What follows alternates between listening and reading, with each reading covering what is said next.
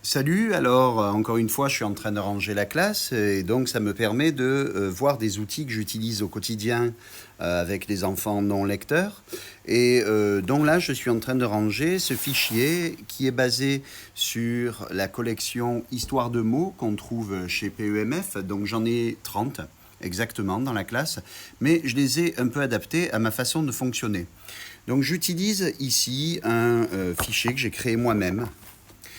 Et donc, il y a à l'intérieur de ce fichier une trentaine de fiches où l'enfant, alors ça c'est prévu en début d'année que je le présente aux enfants de manière formelle, on en fait une tous ensemble, etc.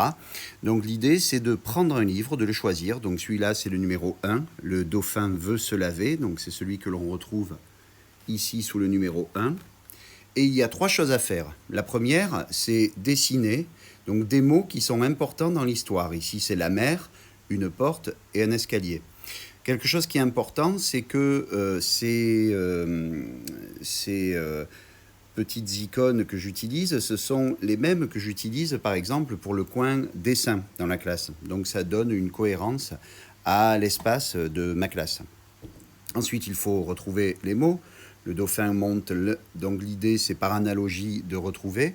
Ce que j'ai constaté, c'est que les élèves qui rentraient dans la classe sans avoir acquis un certain nombre d'automatismes au niveau de la recherche d'informations, soit allaient voir les plus grands, soit venaient me voir à moi pour lire. Comme cette année j'ai une classe unique, je me suis dit que ça serait intéressant d'utiliser le numérique pour aller un peu plus loin que ça. Alors qu'est-ce que j'ai fait?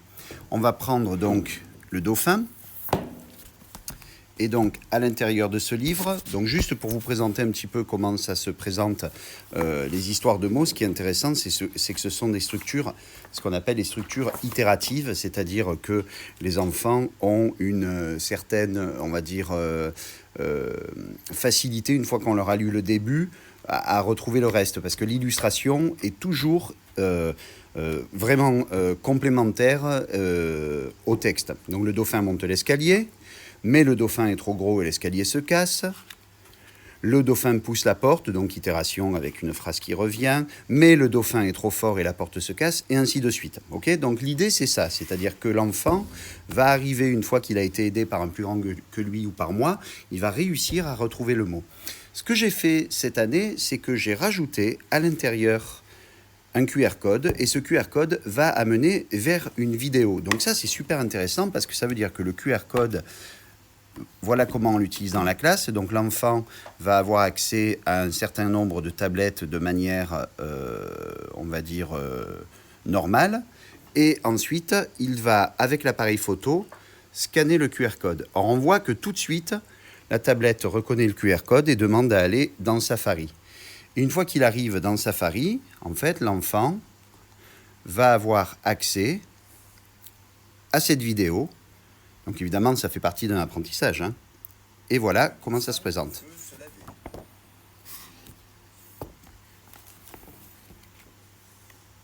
Le dauphin monte l'escalier.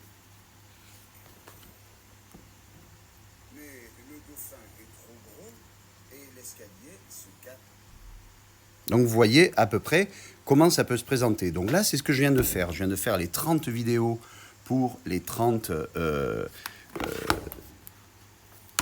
outils de la classe, et ça permet eh bien, que chaque élève puisse progresser à sa vitesse, et surtout ça ouvre une possibilité de travail en autonomie qui n'était pas possible jusqu'à maintenant.